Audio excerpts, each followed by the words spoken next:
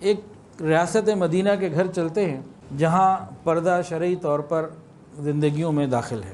ایک فیملی ہے، joint family, وہاں کچھ لوگ رہتے ہیں۔ ریاست مدینہ کا یہ گھر ہے، پاکیزہ اور حیا یہاں پہ سب کے اندر موجود ہے۔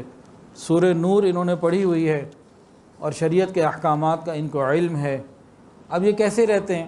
شریعت نے بتایا عورت کو کہ اب گھر کے اندر اگر غیر محرم کوئی نہیں ہے تو ستر عورت کرو، تمہارا لباس ایسا ہو کہ صرف چہرہ اور دونوں ہاتھ کلائی تک اور دونوں پاؤں ٹخنوں تک یہ کھلے رہ سکتے ہیں، باقی سب کور ہوں گے، یعنی سر بھی ڈھکا ہوا ہوگا۔ پھر اس گھر کے اندر چھوٹے بچے بھی ہیں، ان کو کہا جو چھوٹے بچے ہیں نا، یہ کسی بھی کمرے میں کہیں بھی آنا جانا کر سکتے ہیں، ان کے اوپر اتنی روک ٹوک نہیں ہے۔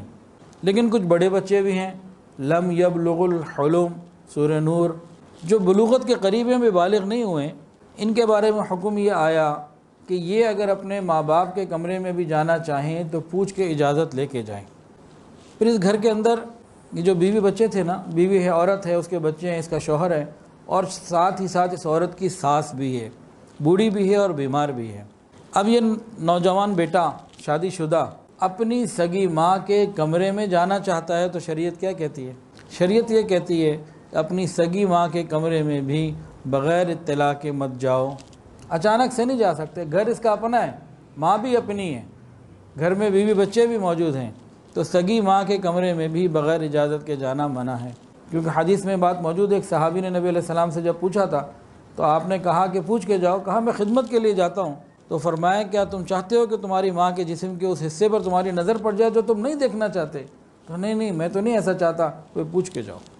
اب یہ گھرانہ رہ رہا ہے، یہ ریاست مدینہ کا ایک گھر ہے جو اللہ کے حکم کو نبی کے طریقے کے مطابق پورا کر رہا ہے۔ اب اس گھر میں کوئی دودھ والا آیا، کوئی سبزی والا آیا، کوئی غیر محرم دروازے پر آیا، دوپہر کا وقت ہے، گھر کے مرد تو گھر پہ نہیں ہیں، اب عورتیں ہیں۔ اب اس نے اس سے کوئی بات چیت کرنی ہے اور کوئی چیز لینی دینی کرنی ہے۔ مثلا دودھ والا آیا تو برتن دیا، اس میں دودھ ڈلوا کے لے لیا، یا سبزی والا آیا، سبزی لی، پیسے دیے، اور اس سے کوئی بات چیت کرنی ہے اور کوئی چیز لینی دینی کرنی ہے۔ تو قرآن مجید نے کیا حکم دیا ایسے گھر والوں کو؟ یہ وہ گھر والے ہیں جو اللہ کے حکم کو ماننا چاہتے ہیں اور جنت میں امی عائشہ کے ساتھ رہنا چاہتے ہیں۔ یہ عورت وہ ہے۔ اس کو کیا حکم ملا؟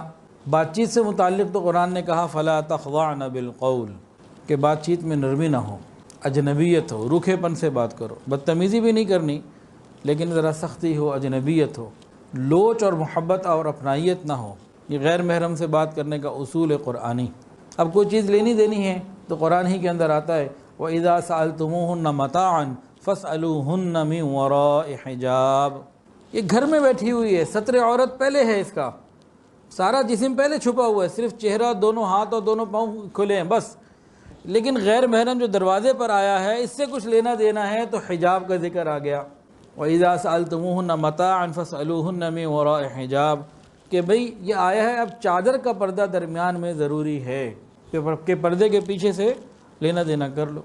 اب اس عورت نے باہر جانا ہے، ڈاکٹر کے پاس جانا ہے یا میکے جانا ہے یا کوئی اور ضروری کام آ گیا، اب گھر سے باہر نکلنا ہے۔